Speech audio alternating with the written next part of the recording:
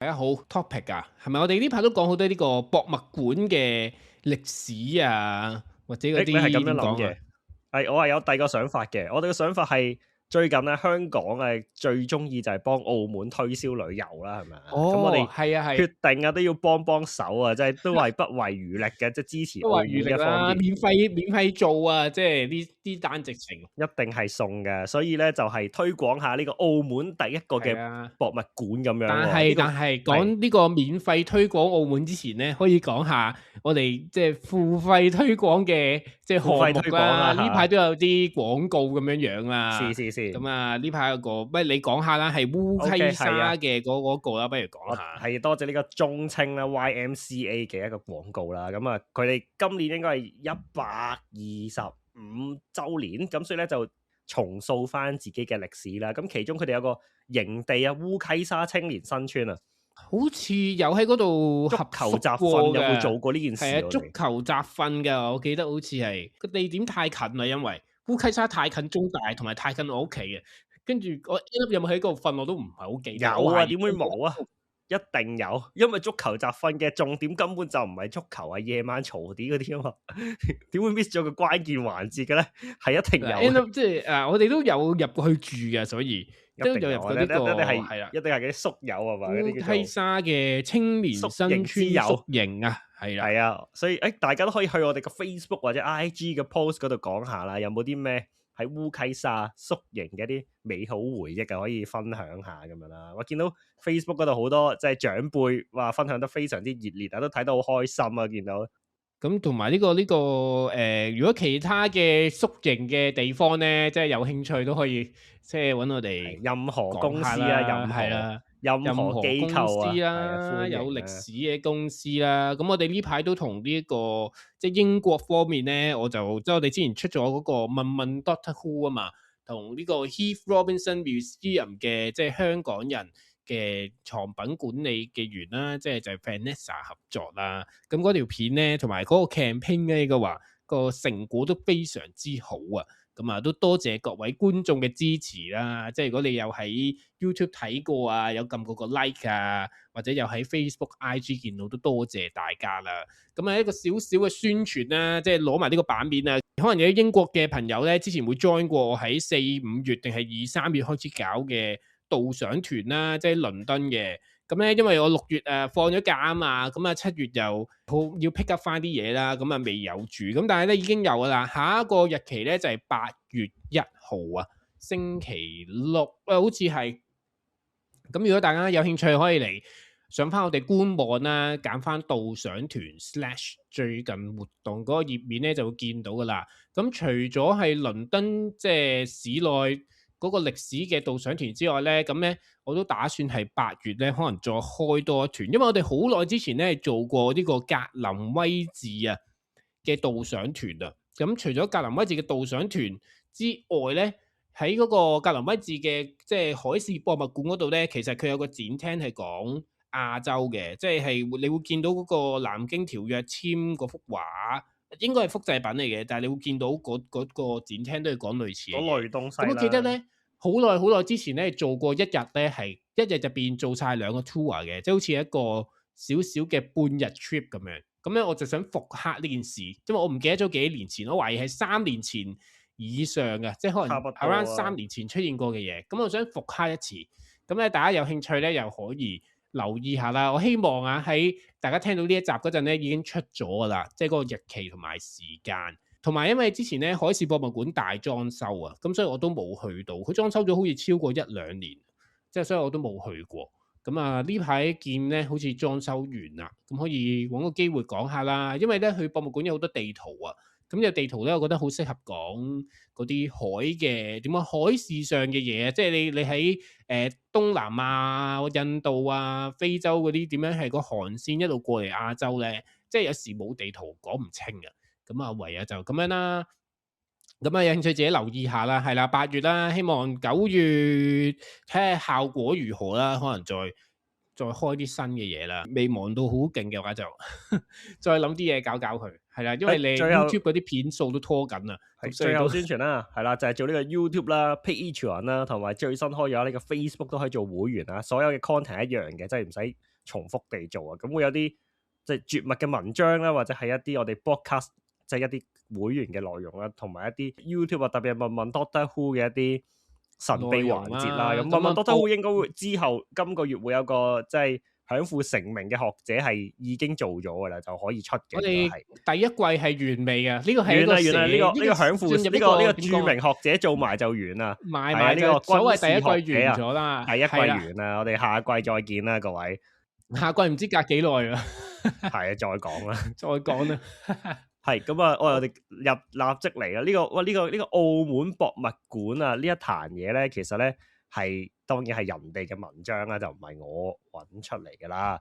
咁咧呢篇文章咧喺邊一位寫嘅咧？就呢個台灣中研院啊戴麗娟老師咧就係寫嘅。咁佢應該係一個即係研究博物館啦，同埋法國歷史嘅一位學者嚟嘅。咁中研院個網站原來好正嘅，佢所有文章咧都係任睇。我而家先發現到呢一件事，所以咧真係可以瘋狂咁樣去探索下知識啊！咁今日講呢一個澳門博物館啊，佢嘅觀點啦就係呢個係一個中國啊最早嘅一個博物館啦。咁但係咧，即係其實佢係一個葡屬澳門嘅博物館嚟嘅。咁但係筆者就寫佢係中國即係最早啦，咁以示尊重跟翻佢講啦。咁但係點解戴老師啊要研究下呢一個咁樣嘅即係所謂中國最早嘅博物館咁樣咧？好啊，咁要講下咧，因為其實喺我哋嘅認知入邊咧，博物館呢個嘢都係同西方世界有關噶嘛，即係特別係同歐洲啊、英國、法國啊或者奧匈帝國，即係或者即係類似呢啲國家比較相關。咁你話咧，究竟喺呢個即係神州大地啊，咁啊博物館係點樣樣嚟嘅咧？其實即係大家都唔係好有一個想法啊。咁喺即係所謂中國境內啦，其實一啲普遍嘅認知咧，都係其實最早嘅博物館咧，都係由一啲外國人去點講去起嘅，即係去起或者去創辦啊。咁其中有幾個嘅，包括一個叫做喺上海嘅叫做徐家匯博物館啦。咁就係由一個法國人啊，叫做韓伯祿去創立嘅。咁嗰個大概係1868年啦。咁叫做係所謂公認最早啦。咁另一個咧就叫做上海博物院啦。咁大概係1874年嘅。咁係由呢個皇家亞洲文會嘅北中國支會啊，即係皇家亞洲文化協會啦，所謂嘅，咁佢哋去搞嘅。咁其實都頗耐噶啦。咁而即係當然啦，因為始終喺呢個歷史嘅洪流之下咧，咁呢一堆由外國人創立嘅博物館咧，即係都好容易被忘記啊。因為始終喺過去嗰點講啊，百幾年入邊咧，其實即係你話上海或者中國大陸其實發生咗好多唔同嘅一啲歷史上嘅改變啦。咁所以喺歷史入邊俾人忘記咧係正常嘅。咁點解會講到澳門咧？即係其實可以講少少澳門嘅一個國際定位啦。呢度有少少牽涉到係香港開埠之前嘅歷史嘅。咁因為咧喺呢個澳門嘅，我哋知道澳門咧就係同葡萄牙人有關啦，係一個葡萄牙嘅一個據點啦，之後係一個所謂嘅殖民地啦。咁而葡萄牙人一開始咧係由明朝啊，即係明朝同意之下咧就獲得定居嘅許可嘅。咁所以咧佢哋就會即係喺澳門呢個地方咧係建立咗城市啦，所謂防禦一啲海盜啦，去保護佢哋嘅航線，因為葡萄牙佢哋嘅整個航線係包括由葡萄牙本土去到經過非洲，然後經過整個嘅即係印度洋海域入邊，你會見到嘅嗰堆國家啊，然後慢慢延伸到嚟即係東亞，即係明朝嗰度，咁所以需要一個據點喺嗰度嘅。咁而澳門咧，亦都係因為呢個點咧，所以繁榮啦，變得咁。而我哋好似都有講過，其實英國咧喺即係想攞香港之前咧，其實佢哋一開始係諗住直接 jam 咗澳門嘅，即係直接攞咗澳門過嚟用咧，就搞單搞掂，因為葡萄牙人已經發展咗啦。咁而一啲外國嘅商號咧，亦都係其實佢哋一開始咧就唔係可以合法駐留喺澳門嘅。咁直至去到乾隆啊，即係清朝乾隆年間咧，清政府就調整對外嘅貿易政策啦。再包括呢個葡萄牙、澳門殖民地當局咧，亦都定咗一啲外國人嘅居澳政策，咁所以一啲外國商號咧就開始可以合法長期居留喺澳門啦。咁咧，因為都係嗰句啦，又係清朝嗰啲政策，應該講過勁多次噶啦。即係由以前嘅4口通商，即係喺乾隆年間、康熙年間，跟住後尾咧就喺乾隆年間咧就變咗廣州一口通商。咁所以廣州就成為咗即係清朝最大嘅一個貿易港啦、貿易口岸啦。而澳門咧就係所謂嘅外港。咁而清朝咧，其實佢哋係有一個點講，有一個居住嘅規定嘅，就係冬季咧，係咪即係除咗冬季，即係所謂嘅貿易季啊，每年嘅10月去到第二年嘅3月咧，係一個所謂嘅貿易季啦。咁外國人咧，外國嘅商人係可以逗留喺廣州嘅。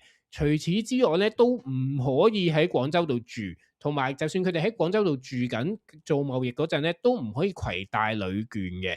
咁所以因為呢個情況咧，令到呢一批嘅外國商人佢哋需要尋找喺廣州之外啊，即係你每年都要有 around 我諗7個月至8個月係喺廣州以外嘅地方居住啦。咁一定唔可能係清朝嘅土地入邊噶嘛，咁因為唔俾啦，咁所以唯一咧就走咗去澳門啦。咁所以有好多澳門即係好多外國人咧，當時都係住喺澳門，即係可能佢大半年係住喺澳門啦。然之後每年有幾個月就會去咗廣州做生意。咁但係點講啊？佢哋係唔可以帶佢啲旅券啊，即係唔可以帶老婆仔女去噶嘛。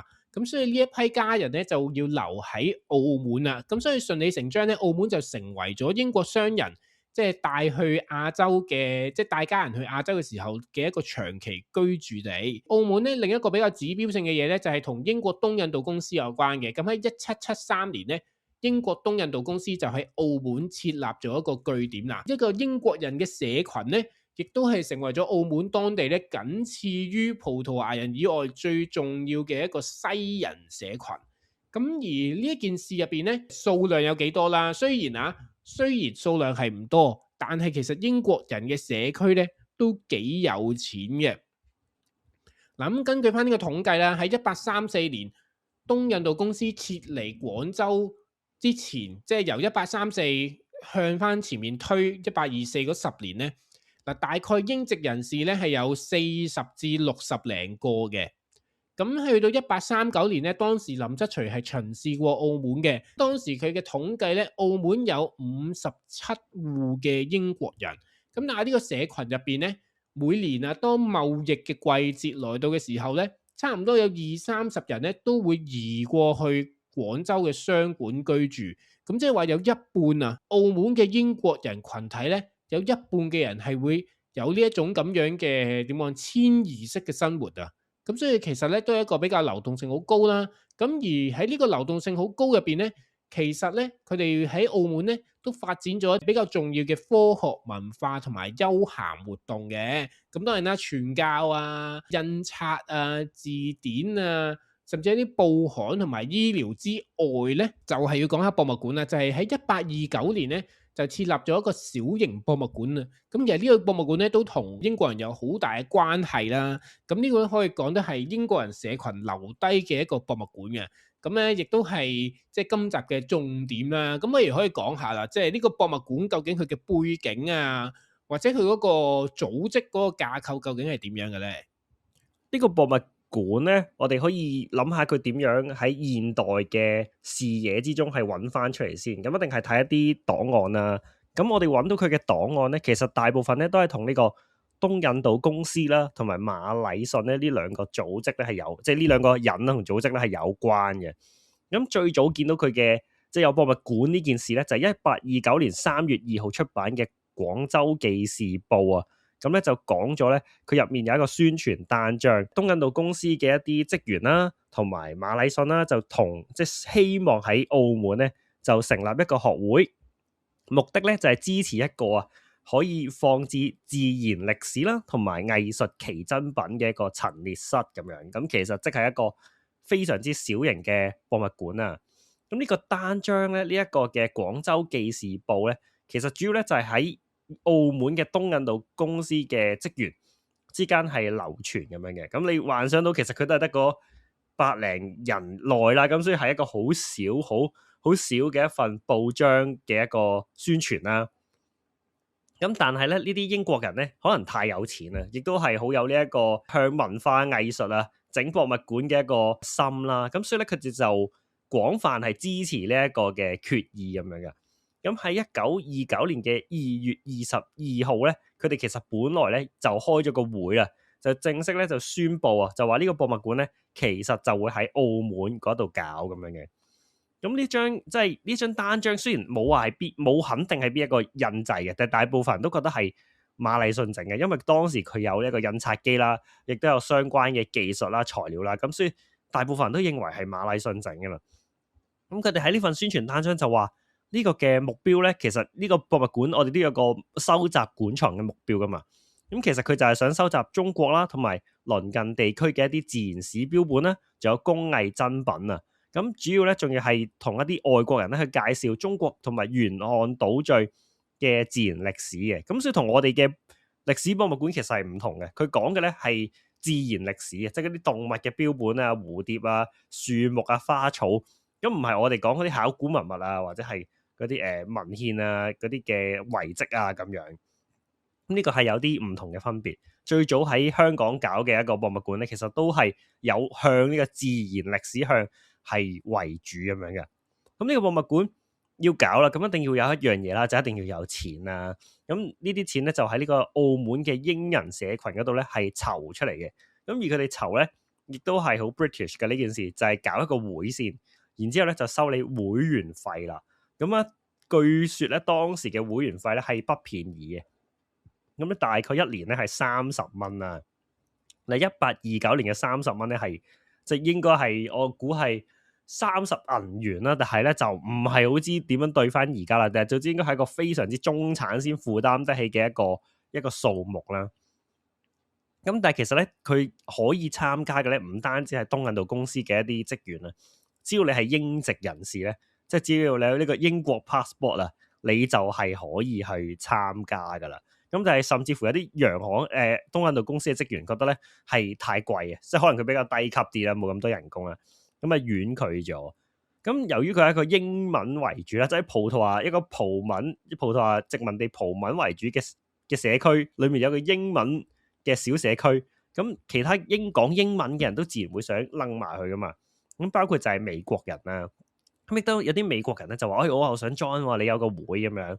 咁而佢哋咧亦都係好似一個學會咁樣嘅模式嘅，就話邊一個想 join 咧，就要所有會員咧投票通過咧，就可以咧俾佢做呢個榮譽會員啦，或者係通訊會員。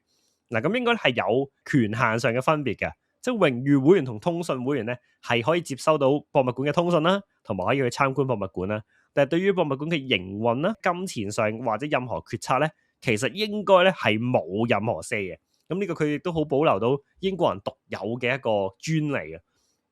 即係其實佢都好驚人哋洗佢版啦。即係你諗下，如果係澳門嘅葡萄牙佬突然間覺得你個博物館搞得不錯，每個人都話要嚟 join，咁你葡佬一定係多啲噶嘛？咁可能衝咗100個人入嚟，咁你嗰個英國人咧就已經係俾人踢咗出局。咁所以佢哋都即係佢哋呢方面諗得好仔細啦，非常之仔細。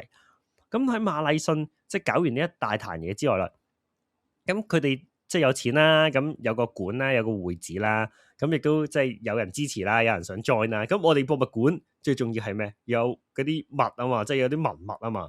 咁我哋點樣搞啲文物咧？冇理由叫馬禮遜親身去捉蝴蝶咁，即係咁有趣啦。咁所以咧就要揾一啲唔同地方嘅商人啊，睇佢哋會唔會本身咧自己屋企咧就已經有一啲奇珍異物。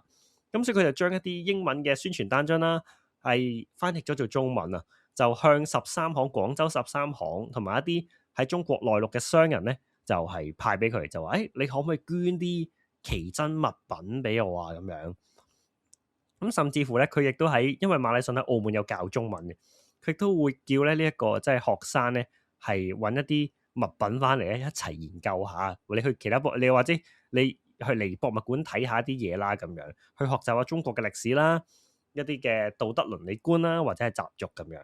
咁所以咧，其實佢哋都透過發散晒人手咧，係去搞呢一件事。咁點解馬禮遜咁重要咧？原來咧，佢本身就係搞過博物館嘅。佢喺1820年嘅時候咧，就喺馬六甲嘅英華書院咧，就已經有一個小型嘅博物館啦。咁咁而且喺1823年新加坡規劃緊一個即係當地嘅博物館嘅時候咧，佢亦都有提供到一啲嘅個人藏書啦，同埋一啲嘅即係藏品咧，係俾佢哋嘅即係新加坡博物館啦，亦都俾佢嘅學生咧係去參觀咁樣。咁呢個博物館咧，其實有個非常之有趣嘅名啊，其實佢就係叫做 British Museum in China。咁所以咧，其實佢係大英博物館中國分部咁樣。咁而即係大老師譯嘅名咧，就係在華不列顛博物館啊。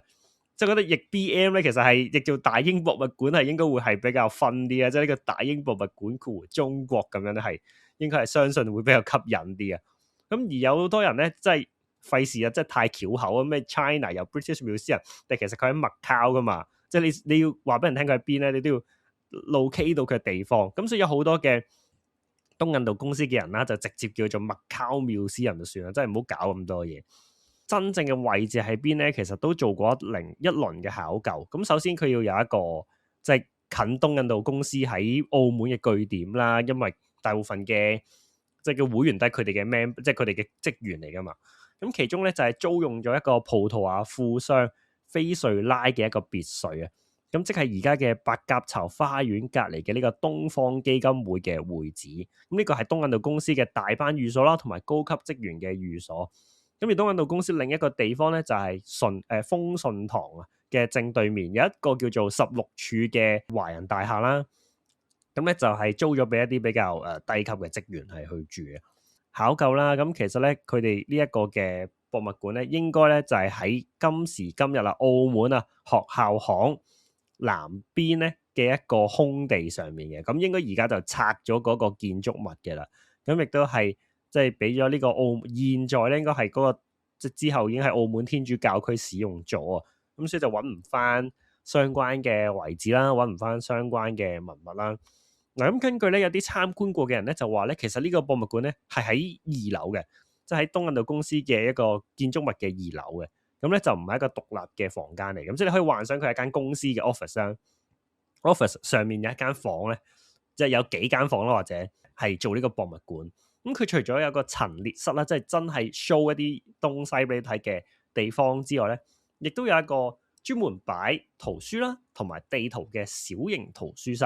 嗱，library 同埋 museum 呢兩樣嘢咧，喺即係18、19世紀咧，其實係經常黐住一齊出現嘅，因為嗰啲學習知識嘅地方咧，來來去去都係嗰啲人去，都係嗰啲人搞嘅，即係嗰啲皇家亞洲協會啊嗰啲人搞，咁所以佢哋就唔會分得太遠，唔似而家咁樣，即係博物館還博物館，圖書館還圖書館。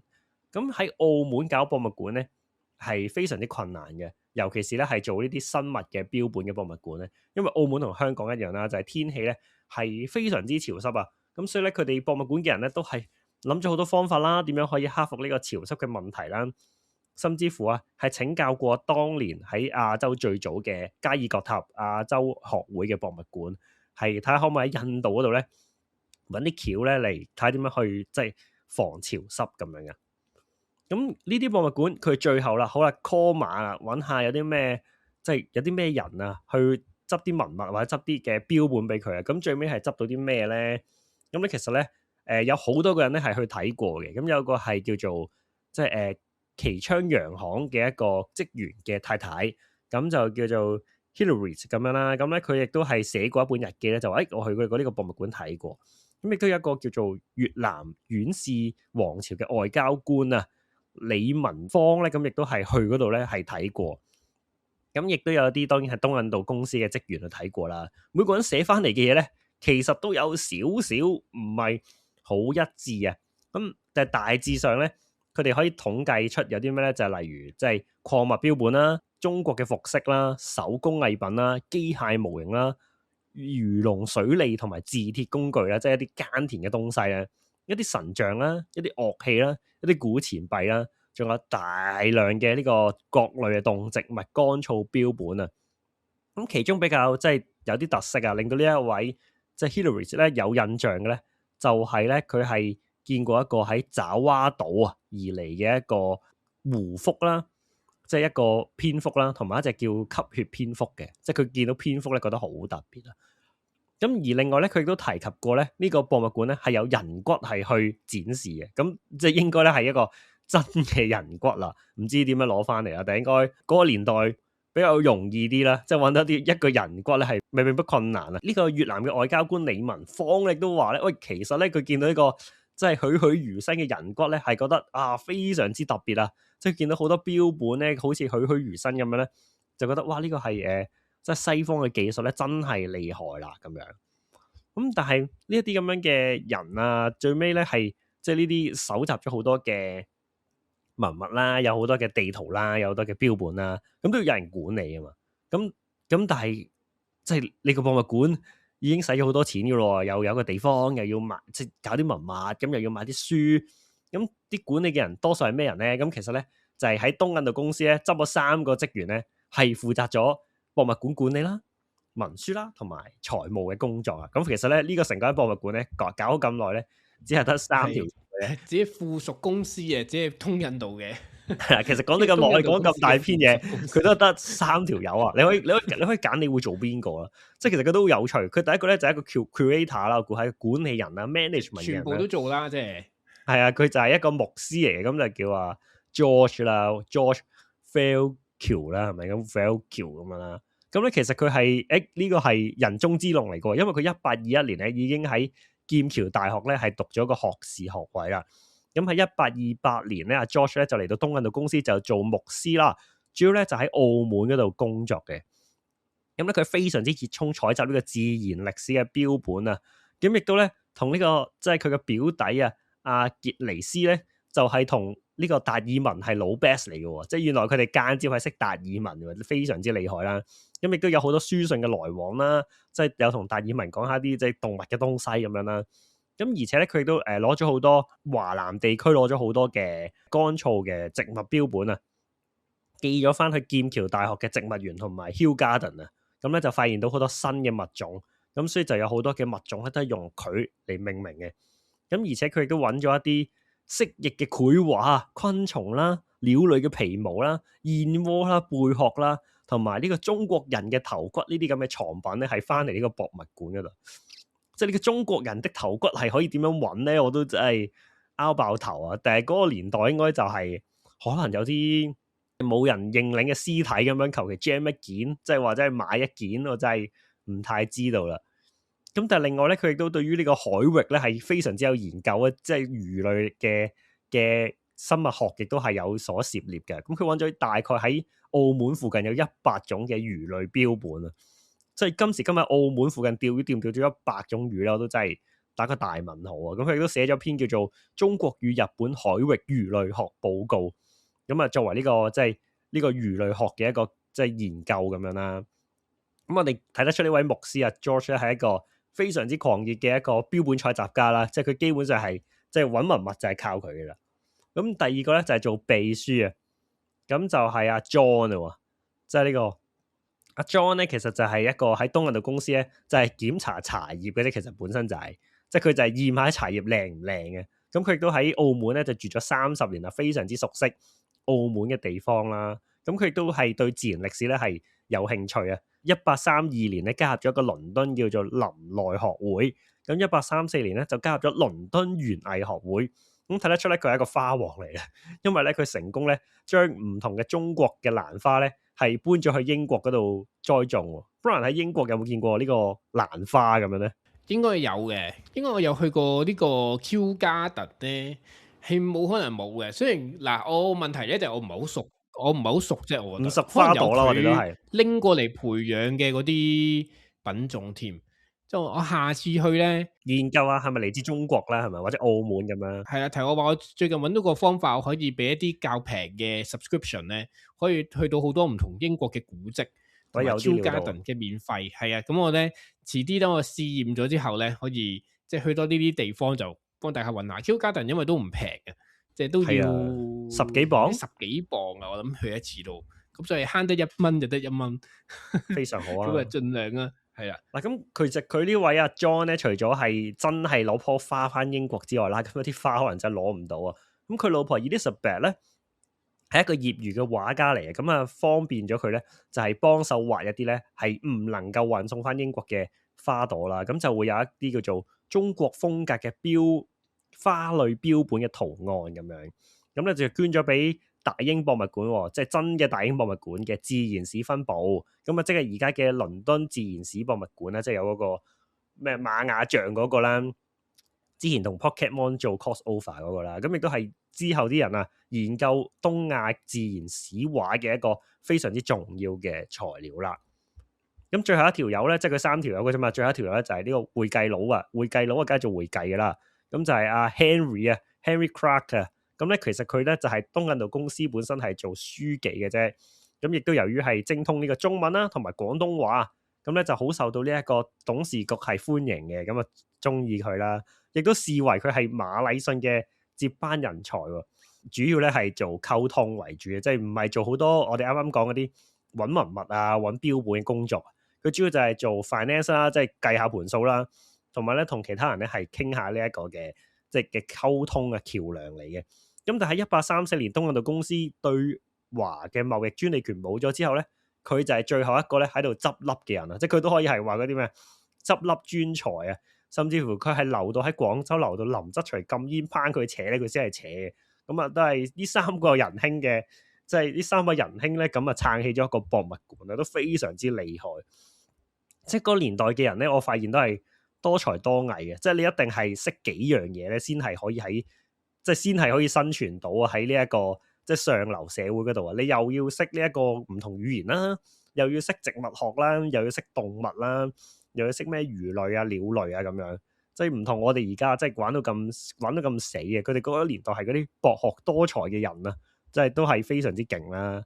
咁啊，我哋可以講下究竟係有啲咩人咧係可以幫到手啊？即係除咗幾位仁兄之外，咁有一個咧就係可以介紹下，係咪佢都有啲叫 donor 啦，或者係嗰啲叫做咩金主啦之類嘅金主啦，可以咁講，因為其實有好多嘅，其實包括英國，即係而家英國本土有好多一啲，例如博物館嘅一啲基金啊，或者組織啊，佢哋嘅緣起咧都係同呢一批以前嚟亞洲或者去透過航海東印度公司嘅人。係啦，累積咗金錢，然之後有錢，跟住開始買好多唔同嘅嘢，儲一啲物品或者係一啲藏品，後嚟就帶咗翻英國，變咗做自己嘅博物館或者 collection 咁樣嘅。咁所以其實有好多類似咁嘅人啦。咁當然啦，呢一批人喺嗰個年代啊，亦都為呢一個澳門版大英博物館啊提供咗一啲物品啦，包括係自然史相關嘅物品啦。咁咧第一個咧就其實就係啱啱講過阿秘書啊，即係阿 John 嘅爸爸，即係 Old John 啊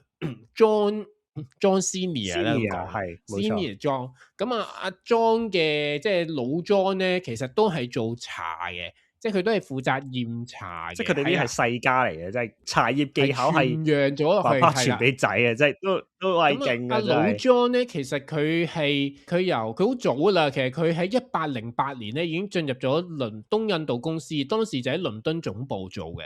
咁大概喺做咗2-3年咧，就派咗去廣州。咁其實佢喺即係點講啊？呢片即係清朝嘅土地啦，已經做咗好耐啦。咁佢亦都係認識咗好多唔同嘅人啦，其中包括一啲同 Kew Garden 有關嘅人啦。咁所以咧，佢開始係接觸咗好多植物嘅標本啊，咁啊寄翻去 Kew Garden，即係佢係會受到 Kew Garden 嘅委託咧，去揾一啲植物標本同埋寄翻去嘅。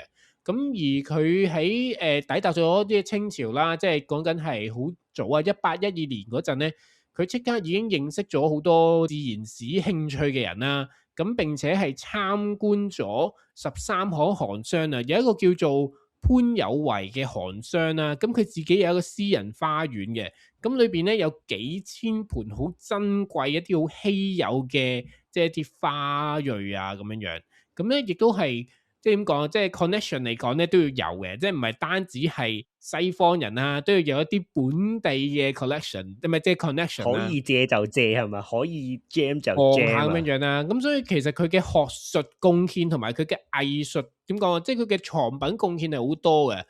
因為咧佢去到1831年咧就退休翻英國嘅。咁當時咧佢手上已經有2000幾件由中國畫師去即係畫好咗嘅一啲花鳥動物標本畫。咁呢一批畫咧，而家咧其實係屬於自然歷史博物館嘅。夠老莊好亂啊！老莊個仔都過咗身之後咧，咁啊老莊嘅新抱啊，咁就將呢一批嘅標本畫咧就捐晒俾大英博物館。咁當時咧，即係即係啱啱講嗰個係啦自然歷史博物館啦，自然史博物館以前其實係大英博物館入邊嘅一個自然史 department 嚟嘅，咁所以其實而家就去咗自然歷史博物館啦，成就啦可以咁講，可能我唔知有冇啲可能擺咗出嚟俾大家睇到，都有應該有嘅，應該有，我好似有見過呢一堆畫嘅其中一部分，但係嗰啲畫咧多數都係自然歷史博物館係比較少人睇噶嘛，大家梗係睇恐龍骨啊，即係我都係啦，睇渡渡鳥啊咁樣噶嘛，因為冇人去睇。應該係你見到冇乜人睇嗰啲地方咧，就有機會揾到㗎啦。去安靜地揾下呢啲畫作咁樣嘅。係啊，過咗暑假啦，可能過咗暑假。咁第二個咧就叫做都係叫 John 喎，咁呢個叫 John Livingston 啊，即係李文斯頓。咁李文斯頓咧佢係船醫嚟嘅，咁佢係做呢個船醫嘅身份咧係，即係佢係瘋狂來往呢個即係清朝同埋英國嘅。咁佢之後咧就被受聘做廣州商館嘅助理醫生，咁開始咧就長年駐紮喺澳門啊。咁而佢本人咧其實亦都係馬禮遜嘅家庭醫生嚟嘅，咁所以佢都有啲 connection 咁樣樣啦。咁由於佢喺冇嘢做嘅時候咧，係會自行栽培植物㗎，即係佢會自行研究植物，都幾冇嘢做。係啊，即同埋佢係一個船醫嚟㗎嘛，即係佢係醫生嚟㗎嘛。咁佢醫生嘅關係咧，所以佢對中醫嗰啲草藥咧都有興趣嘅。咁所以佢搞啲咩咧？佢揾咗呢個馬禮遜咧，就幫佢翻譯㗎，將一啲嚟中文嘅一啲本草綱目嗰啲啦，嗰啲本草綱目嗰啲咁嘅嘅嘢啦，你當係即係嗰啲書啦，咁就翻譯做英文啊。咁而佢自己咧，後來同馬禮遜就合資啊，喺澳門開咗一間濟貧嘅診所啊。咁係僱用澳門當地嘅中醫師同埋草藥師咧，係治病，因為其實佢係已經係研究緊中醫啊，呢個師兄。咁樣佢之後咧係幫呢個愛丁堡大學嘅校長咧，係收集全球嘅貧窮史資料啊。咁而佢其中做咗乜嘢咧？佢係揾咗幾個中國嘅海盜啊。咁呢幾個海盜咧係因為喺澳門行劫被斬首嘅。咁佢就攞咗佢哋個頭骨翻嚟咧。哦，咁知道頭骨係邊度嚟嘅喎？係啦，即係咁樣買到，我唔知係買到翻嚟定係點啊。咁佢就將呢幾個中國海盜嘅頭骨咧，就做成標本咧，就寄咗去愛丁堡大學嘅學校博物館。呢個我有興趣去揾下呢個真心，即係我想知道仲喺唔喺度。愛丁堡大學博物館咧，其實係收咗好多東亞地區嘅人嘅頭骨㗎。早幾年有一單咧，就係嗰啲台灣原住民咪以前會出草嘅，即係斬咗人啲頭骨嘅。咁啊，輾轉透過啲傳教士賣咗俾呢個愛丁堡大學博物館啊。好似最早幾年係翻，即係嗰啲咁樣文物歸還咁樣咧，係還翻俾台灣。係啦，還翻俾台灣。呢個澳門呢單咧，就我哋即係可以調查下究竟係現象係點樣啦。係仲有咩度啦？咁呢個Livingston 咧 ，John Livingston 咧，咁其實佢就係即係做好多呢啲嘅，即係除咗頭骨之外啦，佢亦都會幫手去即係做唔同嘅，即係有啲嘢佢就會寄翻去噶啦，即係寄去唔同嘅地方，寄翻歐洲。咁咧呢個可以講下另一個叫做 Thomas 嘅人啦。咁呢個 Thomas 咧其實係一個嗰啲咁叫做港腳商人啊，即係啲商人咁樣樣嘅。咁佢咧主要咧係做一個點講？佢係有錢咧，因為佢係一個商人嚟嘅。咁所以其實佢自己喺澳門咧就起咗一個好靚嘅豪宅嘅，裏面有勁多植物啊。咁啊，亦都有一個鳥園啦。咁當時咧亦都係一啲外國使節嚟到澳門嘅時候咧，必定訪問嘅一個景點添啊！自己嘅私人花園已經變成咗呢個政治使節嘅景點啦。咁當中咧，佢養咗好多嘅鳥類嘅喺呢個鳥園入邊，包括幾百種嚟自東南亞、東亞啦、澳洲、南美嘅一啲鳥類啊。咁當中咧就以馬六甲嘅天堂鳥同埋中國嘅黐雞咧，天堂鳥係真定假？我想係應該係真嘅，天堂鳥好似係組合嚟嘅，我睇下先。應該係真嘅。咁而呢一個由於佢自己有一個好大嘅花園啊 ，Thomas 即係佢有錢人啊嘛。咁佢亦都係將佢自己嘅花園咧，就俾咗唔同嘅人啦，即係例如有啲係倫敦園藝學會嚟嘅人，咁佢就俾佢做一啲中轉嘅一啲站啊，即係攞嚟養住一啲植物嘅苗啊，咁啊令到呢啲苗咧可以喺等待船期翻外國或者翻歐洲嗰陣咧係可以生存到嘅。咁所以其實佢做嘅嘢已經係非常之厲害，即係佢亦都會受到好多人嘅讚賞啊！佢亦都獲得咗倫敦園藝學會嘅一個感謝獎章，因為佢會咁樣借個花園俾佢哋，即係做一個中轉站啦。咁之後咧，到呢個 Thomas 過身之後咧，佢嘅花園入邊嗰啲植物咧就被移咗去呢個中環顛地花園啊，即係顛地嗰邊嘅花園啦。咁而之後咧，呢一批咁嘅即係植物啦，亦都會喺中國即係中間入邊有啲比較好嘅咧，亦都會係再即係轉上去，包括一啲茶樹咁樣樣嘅。咁就係嘅，佢有份咧係改變咗呢個中印茶葉嘅貿易嘅一個歷史嘅發展嘅，即係唔講唔覺啊！即係原來有啲咁嘅嘢啦，靠晒佢啦，中印關係係嘛？係啊，中印呢個又有歷史關係啊，係啦。最後有一個叫做Robert 嘅朋友，咁 Robert 咧就係一個商管嘅書記嚟嘅，咁佢嘅語言能力非常之好啦，亦都跟過馬禮遜學習呢個中文嘅。咁佢好熱衷旅行啦，曾經亦都去過呢個喜馬拉雅山區，即係旅遊喎。咁都係一啲即係幾 hardcore 嘅人啦。咁佢咧主要就係做呢一個動物嘅標本嘅。咁因為咧其實佢本身咧同即係個華南一啲英美文化圈咧係比較有關嘅。咁而佢喺政治上有啲咩嘅成就咧？其實咧。佢喺1839年林則徐禁煙期間咧，佢因為佢都算係精通中文啊嘛，咁所以其實佢都有喺中間即係做一啲即係翻譯啊或者係說客嘅工作，因為都呢一方面嘅人才比較少啦。咁而佢對於呢一個澳門博物館嘅藏品咧，主要係喺善後嗰方面嘅，因為東印度公司撤離啦，然後呢個博物館咧就停辦噶嘛，咁而之後咧。呢個 Robert 咧，佢就主導咗一啲即係核心藏品嘅善後工作啊。佢主要咧就係將館內入邊一啲鳥類同埋小型哺乳類動物嘅立體標本咧，就送咗去加爾各答嘅亞洲學會博物館啊。咁啊，即係都做咗一啲比較大嘅 logistics 上面嘅工作，一啲物流運作嘅工作啦。咁其實都好重要，因為你個博物館冇咗咧。即係啲人走晒，咁嗰批嘢點處理咧？咁其實都係一個問題嚟嘅。冇得掉咗佢啊嘛，即係好冇陰功噶嘛。係啊，咁唔係幾好啦，就咁抌咗嚟。咁佢都有啲道義啦，處理咗呢件事啊。澳門博物館啊，咁究竟佢個閉館之後啊，即係收咗檔之後個發展係點樣樣咧？之後講翻佢點解收檔啊？主要其實同東印度公司冇咗個皇家專利特許權有關啦。咁因為佢個公司都散啊嘛，咁你公司旗下嘅呢一個博物館啊，自然就係比較即係冇辦法再繼續運作落去啦。咁啱啱都講到啦，即係呢個Robert 咧就將好多嘅標本啦送咗去印度啦。咁但係咧呢啲人咧後來啊，即係有啲相關會員啊或者各類人士咧，其實咧係走咗嚟香港喎。咁喺1845年咧，呢班人咧就喺香港咧組咗一個皇家亞洲學會（中國支會）啊。咁而第一任嘅呢個中國支會會長咧，就係當時第二任嘅港督呢個 John Davis 戴維斯。咁由於Davis 本人咧就喺呢個廣州商館做咗20年嘢啦，甚至乎咧佢又係同馬禮遜嗰堆啱啱講嘅嗰堆人咧，全部都係 friend 嚟嘅。咁所以其實我有理由相信咧，Davis 本身都係呢個British Museum in China 嘅呢個會嘅呢個即係會友啦，一個會員啦。呢個係非常之重要啦，因為佢有呢個相關嘅 background 啊嘛。咁嚟到香港之後咧，佢就好支持佢哋重新再做啊。咁所以就喺香港咧，就想設立一個博物館啦，同埋呢個植物園啊。咁博物館我哋知道呢個亞洲皇家協會咧，其實就係香港第一個擁有一個博物館同埋圖書室嘅一個地方咁樣。咁我哋知道佢有個點解有個博物館咧？因為佢有個工種叫 curator。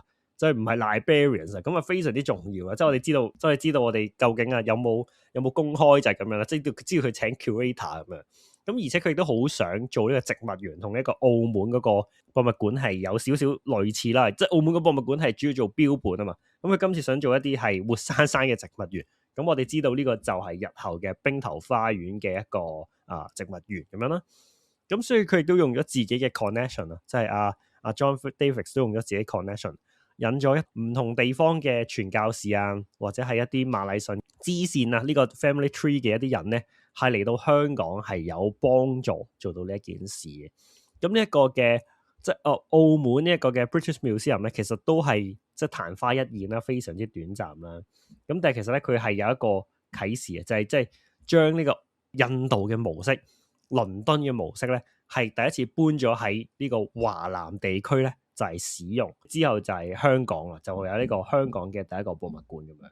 咁啊，呢個就係成個故事嘅一個脈絡咁樣啦，都唔 surprise 嘅，因為即係香港之前有好多嘅，我哋都提及過啦，有好多嘅一啲英式文化或者係例如體育文化，都係同澳門係有非常之大嘅關係噶嘛。即係我哋都知道有好多葡籍人士或者係嗰陣時喺東印度公司嚟嘅人，就係建立咗香港第一堆文化系統嘅一啲人啊嘛。咁所以我哋博物館文化喺香港喺澳門嗰度而嚟，或者係一個好大嘅借鏡咧，其實係並不意外啦，只可以話。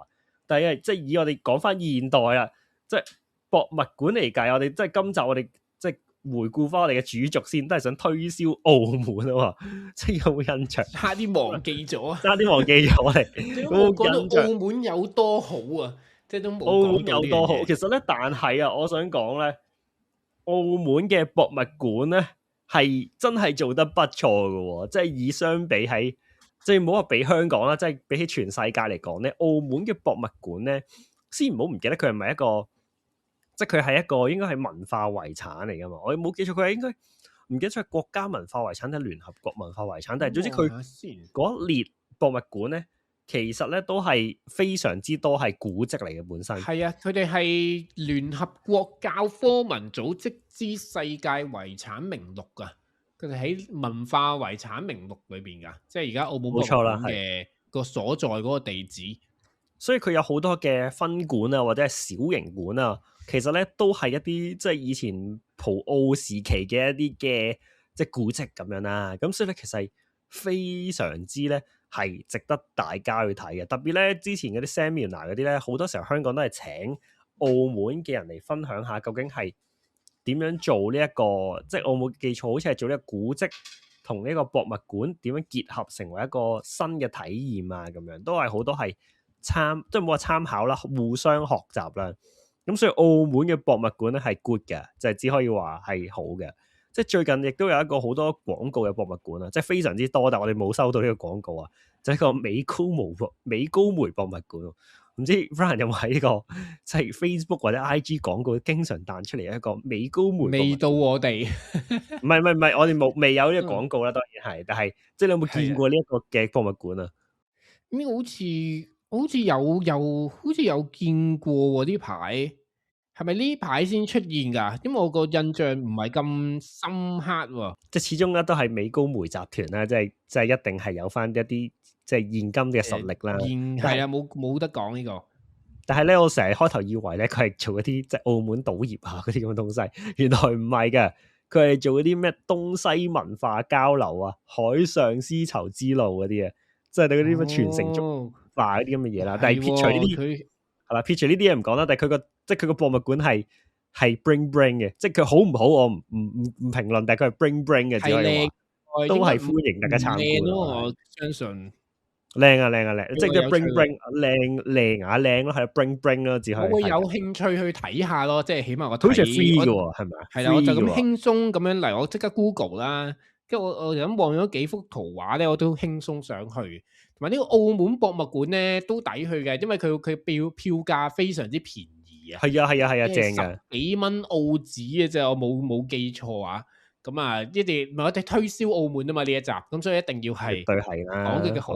美高梅博物館，我覺得都可以去望一望啦。即係如果大家冇咩嘢，係咪應該係喺翻睇下先？要係睇下佢喺邊度？喺翻美高梅係啊，美高梅嗰度係啊。咁係啊，咁大家美高梅博物館如果擺咗喺呢個咩啊新葡京咁樣就有啲有趣啦。但應該就唔會咁樣搞嘅，應該唔會咁樣搞嘅。即係相信大家都可以去嘆下冷氣咯。即係就算或者影幾張相都 OK。萬一有人喺呢一個即係唔知點解咧，有啲小紅書啊問你去邊度啊，你推薦佢麥靠啊呢個即係博物館啊，一定係要去美麥卡，高我唔使梅諗啊。好靚喎，佢根本入邊影到嘅相係你喺一啲外國博物館入邊都可以影到嘅相但係嚟㗎喎。講又咁講，係我覺得係靚㗎太靚嘅，即係我唔知你有冇咁嘅同感，我覺得係太靚嘅，即係佢係即係有啲啊，佢有啲似咩咧？佢有啲似拍賣行，即係佢有啲佢已經都靚到係有啲似拍賣行蘇富比咁樣，即係佢已經唔係一個博物館，係推廣保存文物，然之後係做 education 咁樣嘅 display 用途啊！佢已經係靚到好似拍賣行咁樣，哇！有件好靚嘅嘢喎，你要唔要嚟睇下？使唔使 check 個價咁樣？即係你要唔要喺度即係開個廿點，然之後過嚟買呢個嘢咁樣？要唔要？其實咪應該可能有個 booth 係買嘅咧。我應該就冇，我冇留意到有啦。但係我估應該叫得博物館啊，應該唔會咁樣拍賣館藏啩。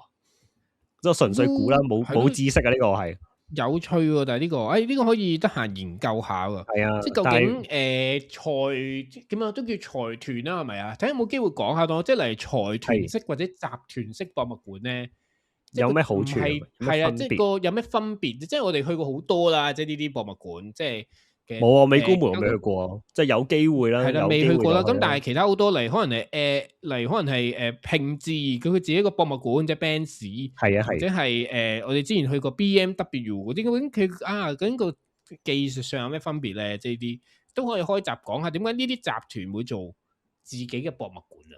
我覺得都可以有機會去睇下啦。同埋我都發覺咧，有好多呢啲咁嘅 centre 咧，其實有好多公司咧都係有佢自己嘅 archive 或者佢哋自己嘅點講啊博物館咧，但係咧大家都可以去嘅，但係冇乜人知。我發覺有同埋好多可能係要嗰啲咩聯絡咗先咯，係咪？即係你要自己優先預約咗先俾你去嗰啲。我估其實都免費嘅喎，免費入去嘅喎，只不過你要 email 又要搞一大輪咁啊，有啲複雜啦，對於即係可能觀眾們嚟講啊。係啊，咁有機會研究下呢個啦。但係澳門啊，好地方係咪？嘢食又好啊，要去啊，要有啊，澳門真係哇，真係唔使諗咁多啊。澳門水蟹粥係嘛，即係呢個豬扒包啊，即係諗起都覺得開心啊。